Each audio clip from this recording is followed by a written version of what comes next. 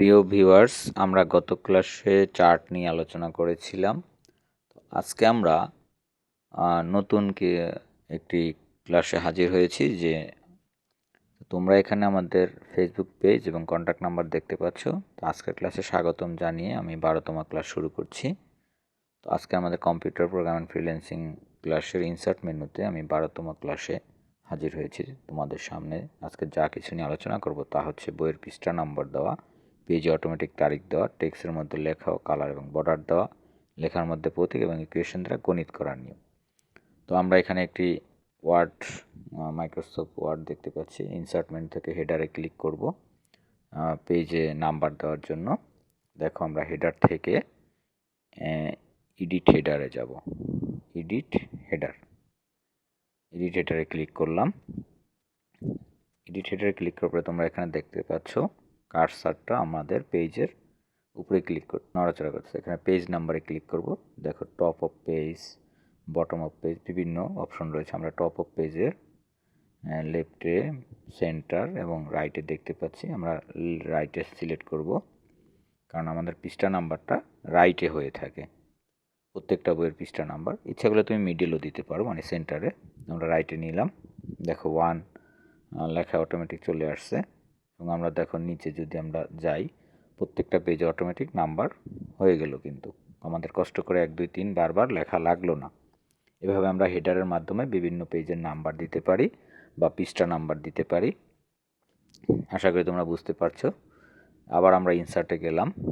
আমরা যদি ফুটারে কোনো কিছু দিতে হয় পেজের নিচে বা ফুটার, সেখানে একইভাবে এডিট ফুটার। এরপরে আমরা ডেট অ্যান্ড টাইম, আমরা ইচ্ছা করলে এখান থেকে তারিখ অথবা ঘড়ির সময় দিতে পারি।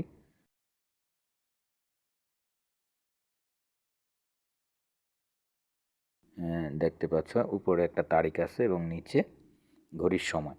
তো আমরা এখান থেকে তারিখ সিলেক্ট করলাম, ওকেতে ক্লিক করলাম। এরপরে দেখো আমরা সুন্দর প্রত্যেকটা পেজের ফুটারে কিন্তু তারিখ চলে আসছে। তোমার অটোমেটিক এই তারিখটা চেঞ্জ হবে। যদি তোমার পরের দিন হয় তাহলে অটোমেটিক চেঞ্জ হবে। এবার আমরা দেখব টেক্সট বক্স কীভাবে লিখে। একটা টেক্সট বক্স নেওয়ার জন্য আমরা টেক্সট বক্সে ড্র টেক্সট বক্সে ক্লিক করব এবং মাউসের দ্বারা ড্র্যাগ করে আমরা একটা টেক্সট বক্স আঁকলাম। লেফট বাটন ধরে মাউসটা ড্র্যাগ করে ছেড়ে দেব। এখন এই টেক্সট বক্সের এইখানে আমরা দেখো ইন লাইন উইথ টেক্সট থেকে বিহাইন্ড টেক্সটে ক্লিক করব, যাতে টেক্সট বক্সটাকে আমরা ইচ্ছে মতো নাড়াতে পারি, এক জায়গা থেকে এক জায়গায় নিতে পারি। আমরা এখানে লিখতেছি, দেখো টেক্সট বক্সের মধ্যে কার্সর রেখে মাই নেম ইজ, যে কোনো একটা নাম লিখি, করিম। তো আমরা দেখো ইচ্ছে মতো কিন্তু নাড়াতে পারতেছি। এটাকে আমরা এই করিমটাকে দেখো ফরম্যাটে গেলাম।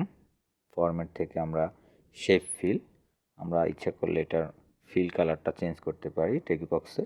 এইভাবে কালার থেকে আমরা নো ফিল দিয়ে দিলাম, কারণ আমাদের টেক্সট বক্সে কালারের দরকার নেই। আমরা ইচ্ছা করলে লাইন দিতে পারি, চতুর্দিকের যে বর্ডার বা লাইন, এটা ইচ্ছা আমরা নো আউটলাইন দিলাম, মানে আমাদের লাইনটা লাগবে না। তাহলে আমরা একটা টেক্সট বক্সের মাধ্যমে এভাবে লিখতে পারি।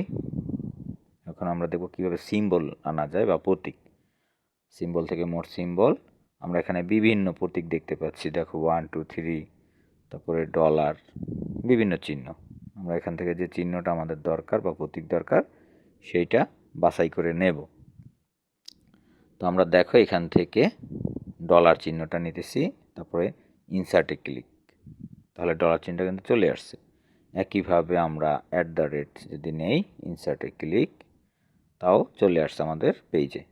এভাবে আমরা যে কোনো প্রতীক বা সিম্বল নিতে পারি। এবার আমরা দেখব কিভাবে অঙ্ক করতে হয় ইকুয়েশনের মাধ্যমে। ইনসার্ট থেকে ইকুয়েশন, এরপর আমরা এখান থেকে দেখো একেবারে নিচে ইনসার্ট নিউ ইকুয়েশন, এখানে ক্লিক করব। দেখো এখানে কিন্তু একটা বক্স চলে আসছে, টাইপ ইকুয়েশন হেয়ার। তো এখানে আমি লিখব গণিত কিভাবে লেখা যায়। দেখো এখানে ফাংশন আছে, আমরা ফাংশনে ক্লিক করলাম। দেখো অনেকগুলো ভগ্নাংশ আসছে ভাগ আকারে, দেখতে পাচ্ছ। তো এখানে আমরা যেইটা চয়েস করব সেই অনুসারে লিখতে পারবো। আমরা চয়েস করলাম, ছোট বক্সে ক্লিক করলাম, 4 লিখলাম। আবার নিচের বক্সে ক্লিক করলাম, 5 লিখলাম। ডান পাশে ক্লিক করলাম, প্লাস চিহ্ন দিলাম, আবার আমরা ফাংশনে গেলাম, আবার একটা বক্স নিলাম, একইভাবে ছোট বক্সে ক্লিক 2, নিচের ছোট বক্সটায় ক্লিক 4। এভাবে দেখো আমরা ভগ্নাংশের যোগবিয়োগ লিখতে পারি। আমরা আরেকটি ইকুয়েশন বক্স নিলাম, সেমভাবে এখান থেকে আমরা পাওয়ার জন্য দেখো লিখলাম, ব্র্যাকেট দিয়ে ছোট বক্সে ক্লিক এ ছোট হাতের এ প্লাস বি ব্র্যাকেট, আবার এখানে পাওয়ারে ক্লিক 2 লিখলাম, এ প্লাস বি হোল স্কয়ার, এখন সমান একইভাবে আবার ক্লিক এ লিখলাম, পাওয়ারের ওখানে ক্লিক 2 লিখলাম, প্লাস আবার এই বক্সে ক্লিক করব, তার আগে আমরা 2ab লিখে নিই, 2ab প্লাস, এবার বক্সে ক্লিক, স্ক্রিপ্টে বি লিখব, বক্সে ক্লিক বি, আবার পাওয়ারের বক্সে ক্লিক স্কোয়ার। তো এইভাবে আমরা সূত্রও লিখতে পারি। এবং এই যে বিভিন্ন ফাংশনগুলো দেখতেছো, এই ফাংশনগুলোর মাধ্যমে আমরা বিভিন্নভাবে গণিতের কোশ্চেন বা গণিত লিখতে পারি। বিশেষ করে গণিত বইটা কিন্তু এই ইকুয়েশনের মাধ্যমেই লিখে থাকে। আশা করি তোমরা বুঝতে পারছো কীভাবে ইকুয়েশনের মাধ্যমে বই লিখে। আমরা এখানে দেখো পেজ ব্রেক